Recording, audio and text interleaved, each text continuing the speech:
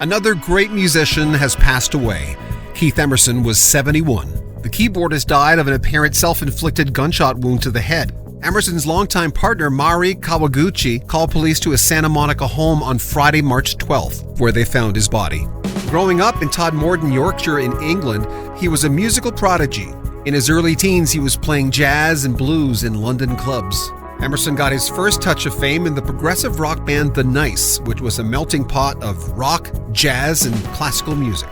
Emerson, Lake and Palmer had all that and even more. They took prog rock to excess at times, but it certainly caught on. The genre flourished in the 70s, and they were one of the biggest acts.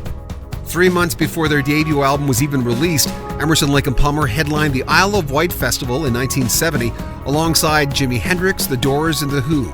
It was their second gig. Emerson showed his love for classical music right from the start. Their debut album opens with a Bartók-inspired The Barbarian, named after Bartók's Allegro Barbaro. The tune Knife Edge was cut from Bach and Janacek, and it was the B-side of their very first single, Lucky Man. In 1971, their Live Pictures at an Exhibition album was mostly influenced by Russian composer Modest Mussorgsky's 10-movement suite of the same name, and Emerson was highly showcased on this project.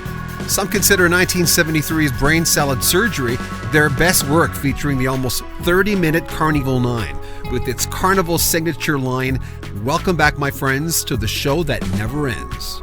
The album's title was snapped from a line from Dr. John's 1973 hit, Right Place, Wrong Time.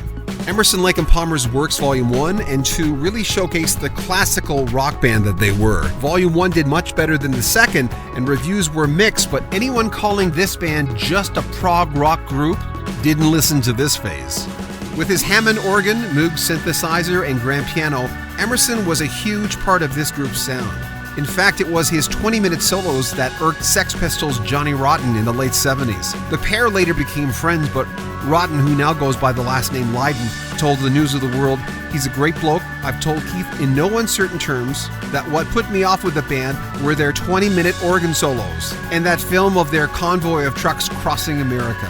ELP broke up in 1979, they got back together in 91 and were on and off until 1998. Then they did a one-off show at the High Voltage Festival in London for their 40th anniversary. Emerson, Lake and Palmer had 6 platinum albums. Former ELP bandmate Carl Palmer said, "Keith was a gentle soul whose love for music and passion for his performance as a keyboard player will remain unmatched for many years to come. He was a pioneer and an innovator whose music genius touched all of us in the world of rock, classical, and jazz. I will always remember his warm smile, good sense of humor, compelling showmanship, and dedication to his musical craft. I am very lucky to have known him and to have made the music we did together. He was a rock star that really didn't listen to rock." Kawaguchi said at home he either listened to classical or jazz. "We never listened to rock. And he hated being called a rock star or a progressive rock star. He wanted to be known as a composer. He will be greatly missed." Feel free to comment on our videos and subscribe to our channel.